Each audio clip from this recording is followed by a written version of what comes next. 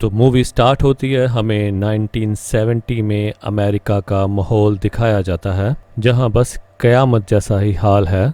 जगह जगह दंगे होते थे, सीरियल किलिंग आम बात हो गई थी, और जो सबसे खतरनाक था वो नए कल्ट्स का सामने आना।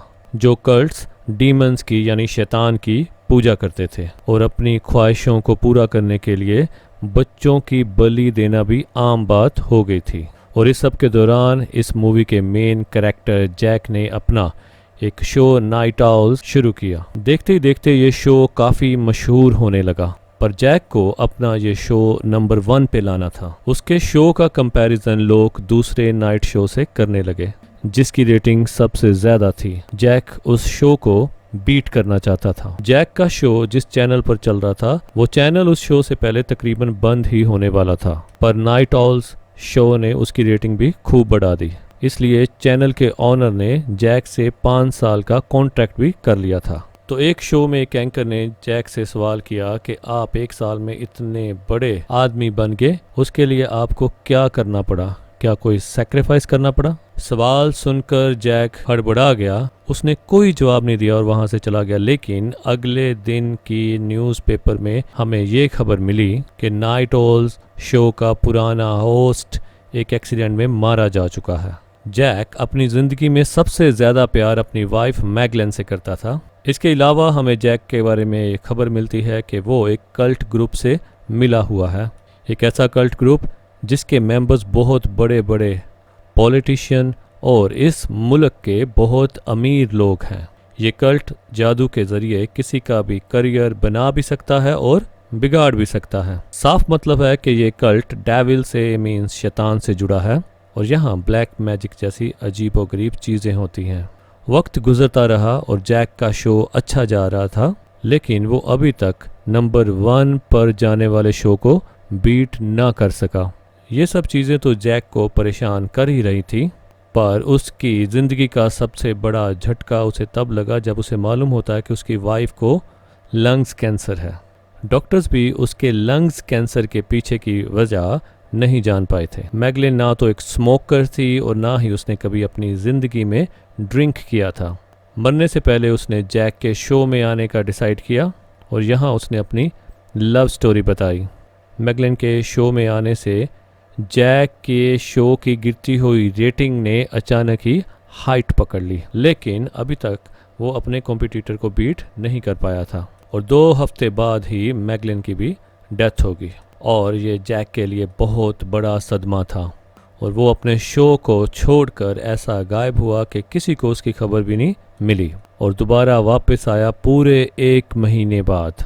और वापस आने के बाद जैक पहले की तरह अपना शो नहीं चला पाया। अपने कॉम्पिटिटर को टक्कर देने की बात तो दूर, उसके शो की रेटिंग इतनी गिर गई कि अब उसे डर था कि उसके चैनल के ऑनर उसे वहां से भी निकाल देंगे, क्योंकि उसका कॉन्ट्रैक्ट भी पूरा होने वाला है।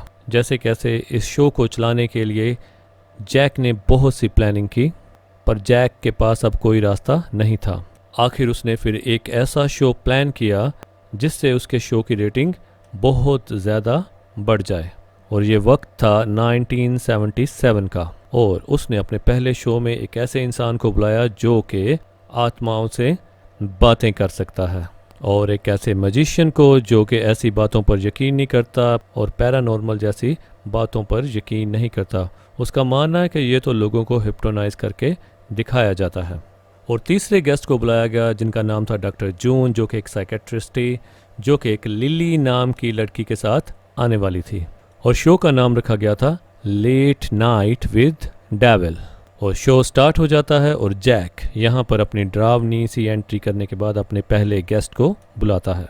क्रिस्टन नाम का ये आदमी उसे बताता है कि हमेशा उसे भूतों की आवाज़ें सुनाई देती हैं, इसलिए वो इन भूतों की बातें इंसानों से करवाता है। आज हैलोवीन की रात है और इस रात सोल्स के लिए दुनिया के दरवाजे खोल दिए जाते हैं। वो सोल्स जो रिसेंट ही मरी हों वो अपने आखिरी कामों को ख़त्म करने के लिए इस दुनिया में आती हैं। यही वजह है कि हैलोवीन के दिन लोग अपना भेष बदल कर घूमते हैं। ये बात सुनते ही जैक का मूड एकदम से सीरियस हो जाता है। यहाँ क्रिस्टन अपना काम शुरू करता है और भूतों की आवाज़ें सुनने पर उसे पीटरसन नाम सुनाई देता है। एक आदमी ऑडियंस से खड़ा होकर कहता है कि हाँ, मैं इस नाम को जानता हूँ, पर पीटर सन नहीं, पीटर मैट, ये मेरी एक्स वाइफ का नाम है जो 5 साल पहले ही भाग गई है, लेकिन मरी नहीं। ये सुनते ही सब हंसने लग जाते हैं। जैक का शो गड़बड़ी में पड़ रहा था, लेकिन क्रिस्टो एक और नाम सुनता है, और ये नाम यहीं ऑडियंस में बैठी एक लेडी के बेटे का नाम था जिसने 5 साल पहले सुसाइड कर ली थी। ये सब सुनते ही एकदम से ऑडियंस को चुप लग गई। अब ब्रेक का टाइम हो चुका था और जैक और क्रिस्टो ब्रेक पर जाने लगे थे। तभी हम देखते हैं कि क्रिस्टो की हालत एकदम से बहुत ख़राब होने लग जाती है। उसका दिमाग कोई जकड़ रहा है। उसके मुताबिक ये कोई सोल है, मिनी नाम की। और जैक जहाँ बैठे सभी लोगों से पूछता है कि कोई मिनी नाम की लड़की को जानता है, लेकिन यहाँ कोई भी मिनी को नहीं जानता था। ये सुनने के बाद वो सोल क्रिस्टो को और भी ज़्यादा दर्द देने लग पड़ी थी। और ऐसा होते हुए हम यहाँ की लाइट को भी फ्लिकिंग करते देखने लगते हैं। क्रिस्टो की हालत इतनी ख़राब हो रही थी कि उसकी आंखें तक पीछे को मुड़ गई थी। उसकी हालत देखते हुए जब जैक उससे पूछता है कि सोल को किससे बात करनी है, तो जैक बताता है इस शो में मौजूद एक ऐसे आदमी से जो अनमैरिड है, लेकिन उसके हाथ में वेडिंग रिंग है। ये कहते ही दोबारा से लाइट फ्लिक करने लगी और क्रिस्टो नीचे गिर गया, ऐसे जैसे सोल ने उसे छोड़ दिया हो। फिर हम देखते हैं कि क्रिस्टो की हालत इतनी ख़राब हो रही है कि उसके नाक से खून आ रहा है, लेकिन कोई उसे बॉदर नहीं करता। ब्रेक के बाद जैक दोबारा इंटरव्यू करता है और इस बार वो अपने दूसरे गेस्ट मैजिशियन को बुलाता है। इस मैजिशियन का मानना है कि इस दुनिया में पैरानॉर्मल कुछ भी नहीं, यानी भूत या कुछ भी नहीं होता। जो सब कुछ भी यहाँ है वो लोग हिप्नोटाइज करके दिखाते हैं, और यही चीज़ वो आज प्रूव करने वाला है। वो चाहता था कि कोई भी उसे गलत साबित करे और उससे $1,00,000 का चेक ले जाए, पर आज तक जिंदगी में ऐसा कभी नहीं हुआ। ये मैजिशियन क्रिस्टो को भी फ्रॉड कहता है जो कि सोल से बातें करता था। ये सुनकर क्रिस्टो को गुस्सा आ जाता है और वो मैजिशियन के ऊपर पानी फेंक कर यहाँ से चला जाता है। उसके गुस्से को नॉर्मल करने के लिए जैक ऑडियंस को बताता है कि क्रिस्टो कोई फ्रॉड नहीं है, उसने वही बोला जो उसने रीड किया। पहले उसने उस लेडी के बेटे की बातें सुनी, और सेकंड उसने जो सोल का नाम बताया वो असल में मेरी ही वाइफ है, मैगलेन। मिनी उसका निकनेम है और वो मुझे ही ढूंढ रही थी।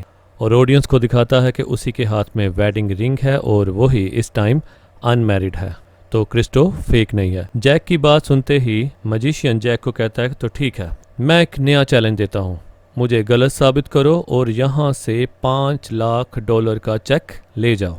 क्रिस्टो गिरता पड़ता बहुत ही मुश्किल से वहाँ पर आया और उसने आते ही ब्लैक कलर की एक बहुत बड़ी उल्टी कर दी।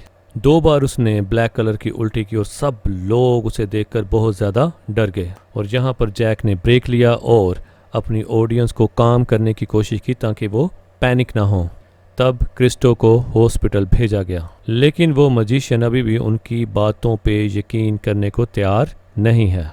उसे लगता है कि जैक ये सब ड्रामा कर रहा है अपनी शो की रेटिंग बढ़ाने के लिए। खैर, अब ये लोग दोबारा ब्रेक से वापस आते हैं और इस बार जैक को बुलाना था अपने तीसरे गेस्ट को, जो कि एक साइकेट्रिस्ट थी, और उसके साथ थी एक ऐसी लड़की जिसके अंदर डेविल आ जाया करता था। उसको बुलाने से पहले जैक अपनी ऑडियंस को दिखाता है कि आखिर उसे ये बच्ची मिली कहाँ से। तो यहाँ दिखाया जाता है एक आम सा घर, पर वो अंदर से एक कल्ट सेंटर था। यहाँ पर डेविल की पूजा की जाती थी। वहाँ के लोग उसे अपना गॉड मानते थे। ये लोग अपनी ख्वाहिशें पूरी करने के लिए छोटे बच्चों की बलि दिया करते थे, और बलि देने के लिए उन बच्चों को पैदा भी इसी कल्ट सेंटर में किया जाता था। इस कल्ट सेंटर में रहने वाली हर लड़की सिर्फ उसे सेक्रीफाइस करने के लिए बच्चे पैदा किया करती थी, और उसके बाद डेविल के एक स्पेसिफिक चाकू से उसे मारकर उसे सेक्रीफाइस कर दिया करती थी। जो भी ये रस्म देख लिया करता था वो डेविल के काबू में आ जाया करता था।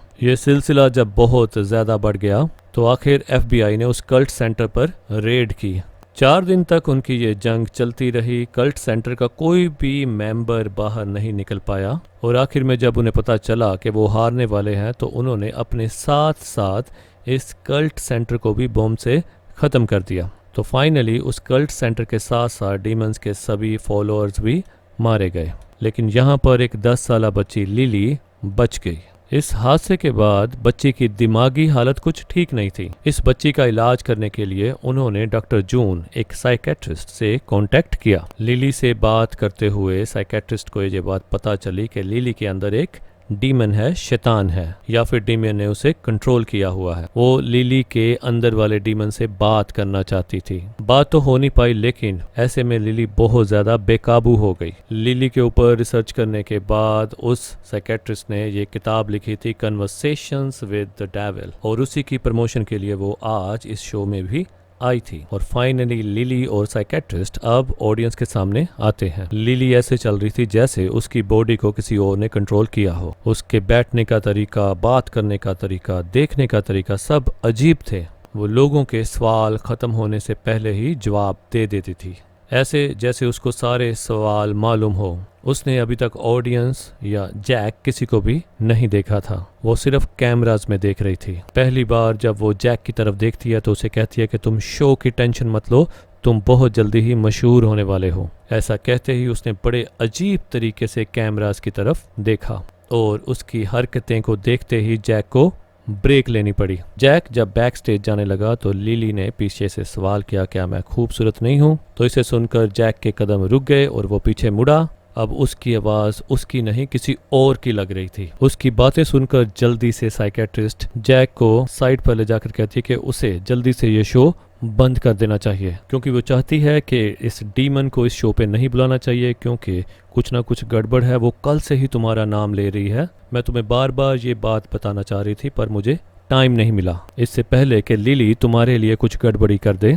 तुम्हें ये शो बंद कर देना चाहिए। लेकिन शो की बढ़ती हुई रेटिंग देखते हुए जैक उसकी बात मानने से इनकार कर देता है और इसके दौरान शो का प्रोड्यूसर जैक को आके बताता है कि क्रिस्टो ब्रेन हैमरेज की वजह से मर चुका है, और इस खबर ने एकदम से जैक के होश आवाज खत्म कर दिए थे। इस पर उसके प्रोड्यूसर ने कहा कि यहाँ मौजूद किसी को भी उसकी डेथ के बारे में पता नहीं चलना चाहिए। तो यहाँ जैक दोबारा ब्रेक से आकर शो को शुरू करता है और साइकेट्रिस्ट से सवाल करता है कि क्या लिली के अंदर जो सोल है वो एब्रैक्सिस है, पर वो कहती है नहीं, इसके अंदर एक आम सोल है जो कि एक एब्रैक्सिस सोल को फॉलो करती है। उनकी ये बातों को मजिशियन मजाक में उड़ाने लगा था। तो जैक मजिशियन को इग्नोर करते हुए लिली से पूछता है कि तुमने डीमन का नाम रैगव क्यों रखा हुआ है, जिस पे लिली उसको कहती है क्योंकि वो अचानक से मेरे दिमाग में आ जाता है और अचानक से निकल भी जाता है। उसके ये कहते ही यहाँ टेक्निकल ग्लिचेस दिखाई देते हैं, कैमरा बंद हो जाते हैं, एक अजीब सी आवाज सबके कानों में पड़ती है। ये आवाज इतनी तेज थी कि यहाँ मौजूद सभी शीशे भी टूट जाते हैं। उन्होंने जब इस टोन को बंद करने की कोशिश की तो उसे बहुत बड़ा करंट लगा। मैजिशियन ने जाकर जल्दी से उस साउंड का प्लग बाहर निकाल दिया। मैजिशियन का मानना था कि ये सब जैक का प्लान है, लेकिन लिली यहाँ कहती है नहीं, ये मेरे डीमन ने किया है। जिस पे जैक कहता है कि अगर तुम्हारा डीमन यहीं तुम्हारे पास है तो क्यों ना उसे बात की जाए, जिसकी बात सुनकर साइकेट्रिस्ट घबरा जाती है और कहती है क्योंकि कॉन्ट्रैक्ट में ये बात नहीं की गई थी कि डीमन से बात की जाएगी। लेकिन जैक अपनी बात पर अड़ा रहा और यहाँ साइकेट्रिस्ट कुछ बोल भी नहीं पाई। साइकेट्रिस्ट ऐसा करना नहीं चाहती थी, लेकिन लिली जब खुद डीमन से बात करने के लिए राजी हो जाती है तो साइकेट्रिस्ट इस बारे में कुछ नहीं कर पाई। तो ऑडियंस भी डेविल को बात करता हुआ देखना चाहते थे। यहाँ जैक और एक ब्रेक के लिए साइड पे चला जाता है। यहाँ उसकी टीम का एक मेंबर उसे कहता है मैं जानता हूँ कि क्रिस्टो मर चुका है और ये भी जो सब ग्लिच हुई हैं वो सारा डीमन ही कर रहा है ना। अगर ऐसा ही है तो प्लीज इस शो को यहीं बंद कर दो वरना तुम पछताओगे। लेकिन जैक अपने शो की बढ़ती रेटिंग को देखकर किसी की भी बात मानने को तैयार नहीं था। शो दोबारा शुरू होता है। साइकेट्रिस्ट यहाँ पर ऑडियंस को बताती है कि अगर डीमन या कोई भी पैरानॉर्मल चीज यहाँ पर मौजूद हो तो वो कई तरह से अपने आप को प्रदर्शित करेगी। यहाँ टेक्निकल ग्लिच हो सकता है, कुछ चीजें टूट फूट सकती हैं और हमारी दुनिया में उसकी एंट्री यहीं पर पॉसिबल है।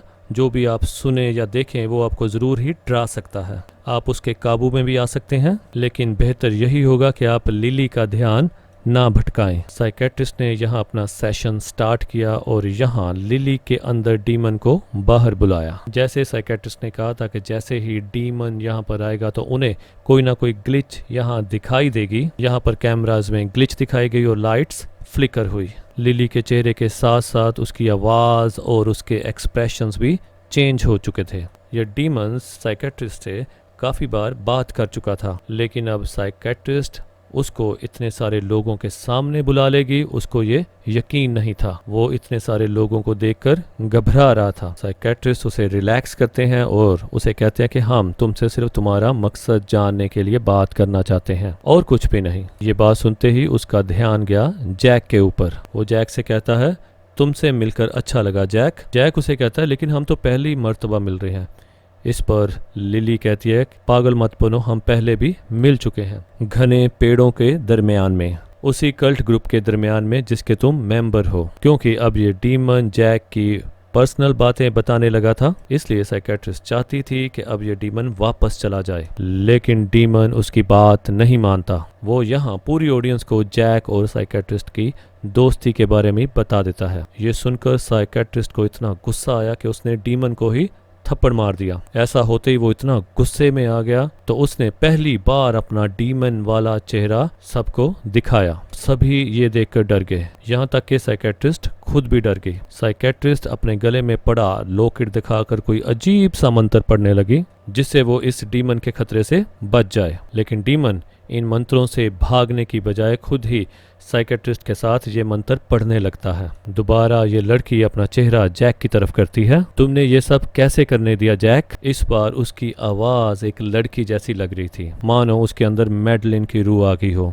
अचानक यहाँ पर एक बिजली की लहर दौड़ी और हम लिली की चेयर को आसमान में उड़ता देखते हैं। ऐसा होते ही जैक ने ब्रेक ले ली और उसके प्रोड्यूसर ने बताया कि उसके शो की रेटिंग बहुत तेजी से ऊपर जा रही है। उसने अपने कॉम्पिटिटर को भी बीट कर दिया है और पूरा मुल्क उसे देख रहा है। इस चीज ने उसकी सारी टेंशन भुला दी। वो बहुत ज्यादा खुश था, लेकिन फिर उसके दिमाग में एक बात आई। लिली की आवाज उसे मैगलिन जैसी लगी थी। तो ये सुनते ही प्रोड्यूसर कहता है कि अगर ये मैगलिन होती तो जरूर तुम्हें यहाँ अप्रिशिएट करती। जैक ब्रेक से वापस आता है तो यहाँ जो मैजिशियन था वो ऑडियंस से कहता है कि अभी ये जो सब आपने देखा, डेविल का चेहरा और उसकी आवाज, ये सब झूठ है और मैं ये प्रूफ करके रहूंगा। ऐसा करने के लिए वो एक आदमी को अपने सामने बुलाता है। ऐसा कहते उसने एक पेंडुलम निकाला और सामने बैठे आदमी को और सारी ऑडियंस को हिप्नोटाइज कर दिया। तो म्यूजिशियन अपने सामने बैठे हुए आदमी को कहता है कि मैं जानता हूं कि तुम्हें वॉर्म्स यानी कीड़ों से डर लगता है, पर क्या तुम जानते हो कि ये वॉर्म्स इंसान के जिस्म में भी होते हैं? ये कहते ही एकदम से उस इंसान को अपनी गर्दन के नीचे कुछ फील हुआ और जैसे ही उसने अपनी गर्दन के नीचे खुजलाया तो वहां से उसके हाथ में कई वॉर्म्स आ गए और उसके बाद जब उसने अपना पेट पाड़ा तो वहां से भी कई वॉर्म्स उसके पेट से बाहर निकल आए। ये देखकर सभी लोग घबरा गए सिवाय डेविल के। डेविल तो लगातार हंस रहा था। मजिशियन अब अपनी हिप्नोटिज्म तोड़ने की कोशिश करता है, लेकिन वो नहीं टूटता। सिचुएशन काबू से बाहर होती जा रही थी।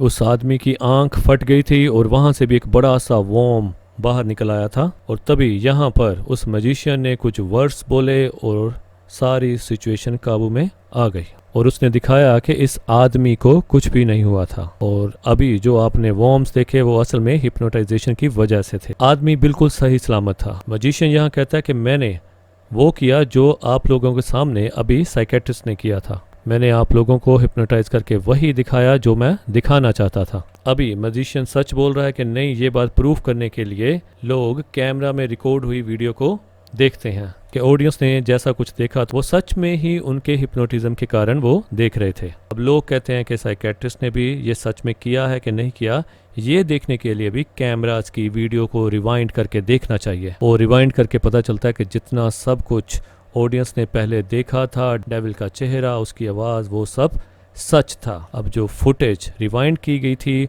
उसमें जैक को नजर आई मैगलिन की रूह, जिसको देखकर वो परेशान हो गया था क्योंकि मैगलिन का चेहरा दुखी था। ये देखने के बाद जैक बिल्कुल सुन रह गया, वो बिल्कुल रिस्पॉन्स नहीं कर पा रहा था। जैक जैसे ही होश में आया तो उसने यहाँ पर लिली को देखा। लिली की बॉडी से जैसे बिजली निकल रही थी। एकदम से उसका चेहरा यहाँ पर दो हिस्सों में डिवाइड हो गया। उसके अंदर से आग निकलने लगी। उसे काबू में करने के लिए शो का एक आदमी जब उसे गोट के नाम से डराने वाला था तब डीमन उसका गला मोड़कर उसे मार देता है। जब साइकेट्रिस्ट अपने गले में पड़ा हुआ लॉकेट दिखाते हुए उसे कंट्रोल करने के लिए सामने आई तब उसने उस लॉकेट की मदद से ही साइकेट्रिस्ट को हवा में लटका दिया और ऐसे उसकी लॉकेट की वजह से ही उसका गला कटकर मौत हो गई। और ये सारी चीजें देखकर अब तो मैजिशियन भी मानने लगा था कि इस दुनिया में पैरानॉर्मल चीजें होती हैं। वो अपना चेक निकालता है तो यहाँ डीमन उसका चेक भी जला देता है, जिसके बाद उसने उस मजिशियन को भी अंदर से